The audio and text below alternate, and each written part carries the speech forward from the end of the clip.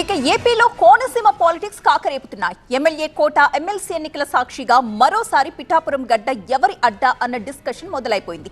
MLC పదవి దక్కకపోవడంపై TDP నేత Varma reaction ఏంటి? దీనిపై జనసేన వర్షన్ ఏంటి?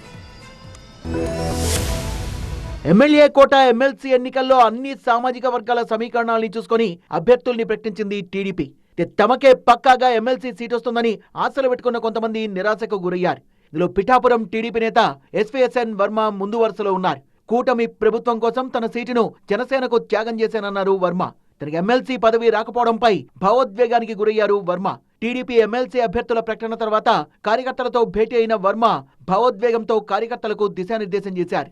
పార్టీ ఇబ్బందుల్ని మనం అర్థం చేసుకోవాలని, ఈసారి కొన్ని కారణాల వల్ల తనకి ఎమ్మెల్సీ పదవి రాలేదని, అయినా సరే టీడీపీ కోసం పనిచేస్తానన్నారు. తన అభిమానులెవరూ ఎలాంటి పోస్టులు పెట్టొద్దన్నారు వర్మ. లోకేష్ గారి యొక్క ఆదేశాలు, నేను, నా కుటుంబం, అదేవిధంగా పిఠాపురం నియోజకవర్గ నా తెలుగుదేశం పార్టీ కుటుంబం ఎప్పుడూ శిరసావహిస్తాం, కట్టుబడి ఉంటాం, పార్టీకి అండగా ఉంటాం.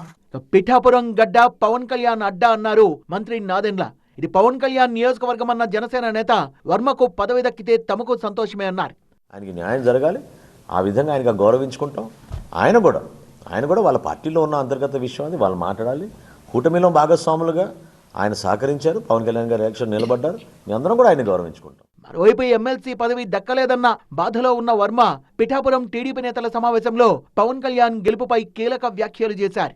చంద్రబాబు నాయుడు గారు ఆదేశాలు, ఆయనకి గౌరవం, ఆయన ఇచ్చిన ఆదేశాలకి అనుగుణంగా ఇంటింటికి ప్రచారం చేసి చంద్రబాబు నాయుడు గారి గౌరవం నిలబెట్టింది పిఠాపురం తెలుగుదేశం పార్టీ అని చెప్పి తెలియజేస్తారు.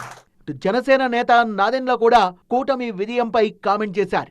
తెలుగుదేశం పార్టీ నుంచి గౌరవ ముఖ్యమంత్రిగా చంద్రబాబు నాయుడు గారు ముఖ్యమంత్రిగా ఉన్నారంటే జనసేన పార్టీ పవన్ కళ్యాణ్ గారు ఆ రోజు నిలబడ్డారు, ఈ కార్యక్రమాలు ముందుకు తీసుకెళ్లారు. కాబట్టి మొత్తానికి ఎమ్మెల్యే కోట, ఎమ్మెల్సీ ఎన్నికలు పిఠాపురంలో మరోసారి పొలిటికల్ హీట్ పుట్టించాయి.